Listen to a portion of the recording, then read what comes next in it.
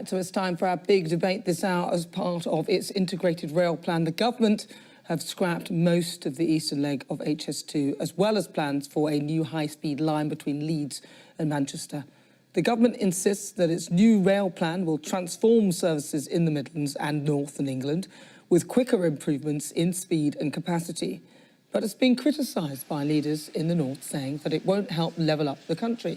So I'm asking, is HS2 a train wreck for the north? I'm joined by Labour Life peer and former Deputy Chair of the Oakervee Review into HS2, Lord Tony Berkeley.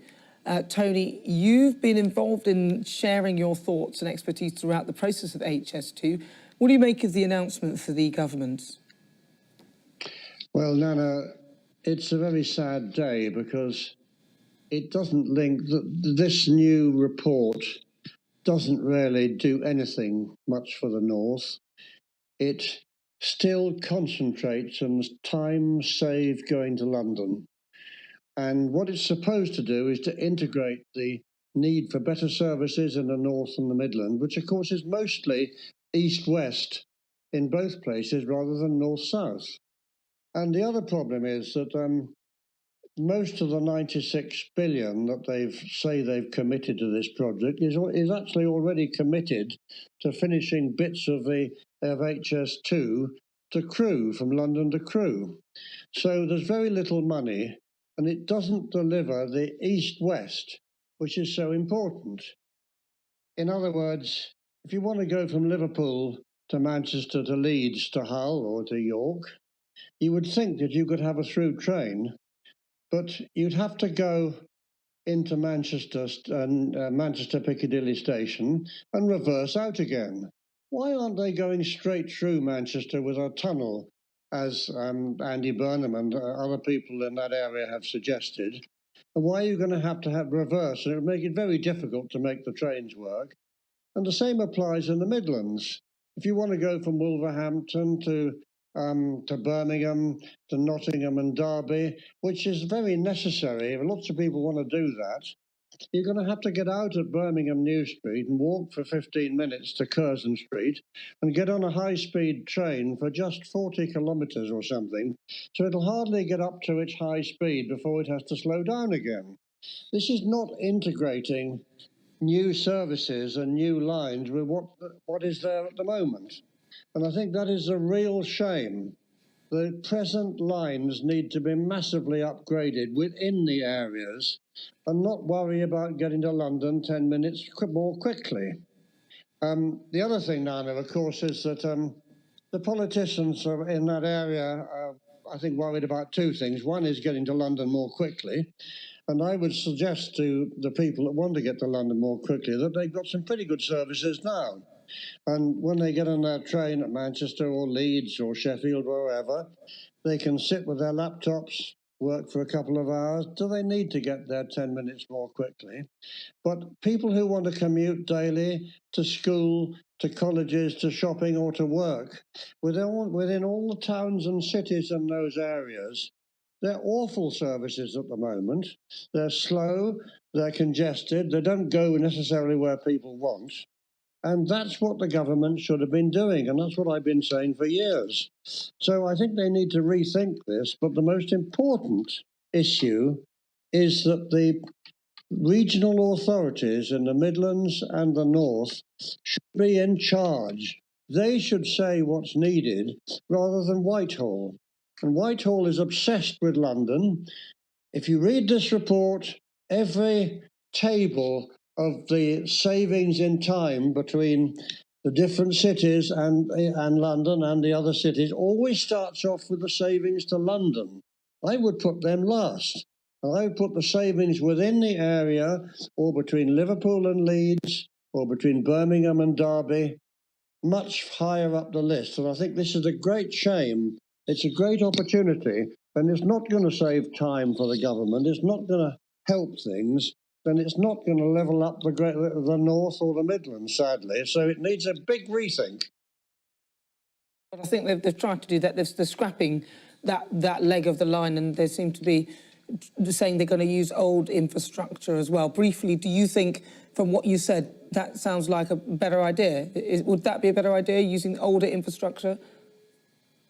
Well, it is older infrastructure, but it's actually much cheaper to upgrade older infrastructure, as you put it, because not everybody wants to go from Derby to, shall we say, Leeds every day of the week. They may want to get off at the existing stations, and the key up that line is, first of all, to electrify it, which the government were committed to do 5 years ago, and they still haven't done it.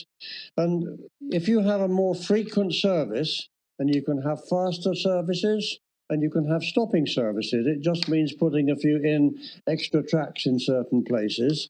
There's nothing wrong with those services. It's a question of, what do you want to achieve? What do the public want? And I don't think the public actually want to get to London every day of the week 15 or 30 minutes more quickly. The politicians may do, and some of the business people, but the average people want to get out of their car and have a decent railway service. And this is just not what's in this report at the moment. They haven't asked them, really, have they? Thank you very much, Lord Berkeley. That's Lord Tony Berkeley. He's Labour Life Peer. Thank you so much. I'm also joined by HS2 Rebellion campaigner Caroline Thompson-Smith. Caroline, what's your reaction to the news? They're scrapping it. Isn't that a good thing, or...? It is a good thing. I think they should go further and scrap the whole thing. Scrap HS2 entirely. It never made much sense. Campaigners were saying 17 years ago that the eastern leg was unviable. The geology of the area simply precludes constructing high-speed rail at the specification that would be needed on the budget. So it was always going to be cancelled, or ought to have been cancelled. So the only shock is that the government have finally bitten the bullet and have a view turned on this. But Boris Johnson should never have made the announcement in the first place that they were going to go ahead with this. It just beggars belief that it was ever on the cards in the first place. As Lord Berkeley very sensibly said, who really wants to be going from London to Birmingham so much quicker, apart from a few businessmen and a few MPs? And indeed, as you asked the question, has the UK population been asked whether they want HS2? No, they haven't. Local authorities unanimously voted against HS2, and yet the government overruled that and pressed ahead in any case. The Oakervee review, the findings of that were known in December of 2019, yet in February the 11th, I believe it was, Boris Johnson announced his green signal to go ahead with it. And at the height of the pandemic, the first lockdown, Grant Shapps announced to Parliament the notice to proceed, despite the findings of the Oakervee review. And Grant Shapps had the audacity to come out and say yesterday and today that he was now considering the findings of Oakervee, and the recommendation would be to rethink HS2. So he's been, the audacity of the man is simply breathtaking, to quote that back. They knew back in 2019 that so much of HS2 needed to be rethought, yet they went to get ahead with the green signal on phase one, and that has seen vast environmental destruction. It has seen the loss of lives and livelihoods along phase one, in terms of lands and homes that have been possessed and torn to the ground. And this is not about NIMBYism, however, let me point this out, because it's not just the people along the route that are benefiting, and in fact, not only not benefiting, but seeing their countryside and their homes being torn around their eyes and ears. The whole of the UK, overwhelmingly, the UK does not want to have HS2 because we all can see that it brings no benefit to the taxpayer that is paying for this. And let's just not bear in mind, let's widen out this debate, that it's not even about, does the North benefit? Do people along the route benefit? Does the UK benefit? We've just had COP26, and at COP26, leaders of the world decided that there will be a ban on deforestation by 2030. And at the same time, just 10 miles down the road, actually 5 miles down the road from where I live, trees are being taken in their thousands as we speak, and that is the message across. So it's absolute hypocrisy for Boris Johnson to be standing at COP26 and agreeing with this ban on deforestation, when HS2 is the biggest deforestation project that this country has embarked upon since World War I in a climate and ecological crisis. And the carbon emissions from the construction of HS2 are not just a national scandal, they are a global disgrace. The only acceleration that we're seeing by HS2 is an acceleration towards climate change, and the whole thing needs to be scrapped.